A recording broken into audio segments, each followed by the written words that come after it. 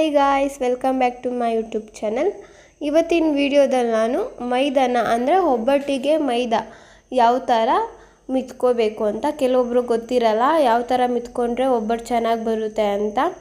ಇವಾಗ ತೋರಿಸ್ತೀನಿ ಬನ್ನಿ ಯಾವ ಥರ ಅಂತ. ಅದಕ್ಕಿಂತ ಮುಂಚೆ ಇನ್ನೂ ಯಾರು ಸಬ್ಸ್ಕ್ರೈಬ್ ಮಾಡಿಲ್ಲ ಮತ್ತು ಲೈಕ್ ಮಾಡಿಲ್ಲ, ಪ್ಲೀಸ್ ಸಬ್ಸ್ಕ್ರೈಬ್ ಮಾಡ್ಕೊಳ್ಳಿ, ವಿಡಿಯೋನ ಶೇರ್ ಮಾಡಿ ಮತ್ತು ಬೆಲ್ ಐಕನ್ನ ಪ್ರೆಸ್ ಮಾಡಿ. ಇವಾಗ ನಾನಿಲ್ಲಿ 3 ಕಪ್ ಮೈದಾ ಹಾಕ್ಕೊಂಡಿದ್ದೀನಿ ಮತ್ತು 1 ಚಿಟಿಕೆ ಅರಿಶಿನ ಮತ್ತು 1 ಚಿಟಿಕೆ ಉಪ್ಪು ಹಾಕ್ಕೊಂಡಿದ್ದೀನಿ.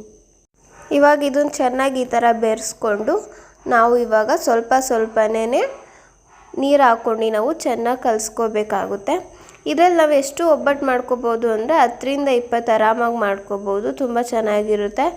ಮಾಮೂಲಿಯಾಗಿ ಎಲ್ಲರೂ ಮಾಡ್ಕೋತಾರಲ್ಲ, ಅಂದರೆ ಎಣ್ಣೆ ಎಲ್ಲ ಜಾಸ್ತಿ ಹಾಕ್ಬಿಟ್ಟು ನೆನೆ ಹಾಕ್ತಾರಲ್ಲ, ಆ ಥರ ಅಲ್ಲ. ಈ ಥರ ಒಂದ್ಸಲ ಟ್ರೈ ಮಾಡಿ ನೀವು ಬೇಕಾದರೆ. ನೋಡಿ ಇವಾಗ ಮಿತ್ಕೊಂಡಾಗಿದೆ. ನೆಕ್ಸ್ಟು ನಾವು ಇವಾಗ ಎಣ್ಣೆ ಹಾಕ್ಕೊಂಡು ಮಿತ್ಕೋಬೇಕು ಚೆನ್ನಾಗಿ. ಯಾವ ಥರ ಅಂದರೆ ಚೆನ್ನಾಗಿ ಮಿತ್ಕೋಬೇಕು ನಾವು.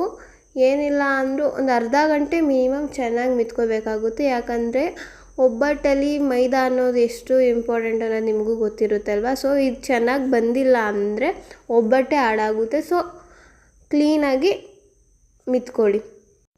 ಇದೇ ಥರ ನೀವು ಒಂದು 2-3 ಸಲ ಎಣ್ಣೆ ಹಾಕ್ಕೊಂಡು ಚೆನ್ನಾಗಿ ಮಿತ್ಕೊಂಡ್ರೆ ನಿಮಗೆ ಗೊತ್ತಾಗುತ್ತೆ ಯಾವ ಥರ ಬಂದಿದೆ ಅಂತ ಸಾಫ್ಟಾಗಿ. ಮತ್ತು ಜಾಸ್ತಿ ತೆಳ್ಳಗೂ ಮಾಡ್ಕೋಬೇಡಿ, ಜಾಸ್ತಿ ಗಟ್ಟಿಗೂ ಮಾಡ್ಕೋಬೇಡಿ, ಚೆನ್ನಾಗಿರಲ್ಲ.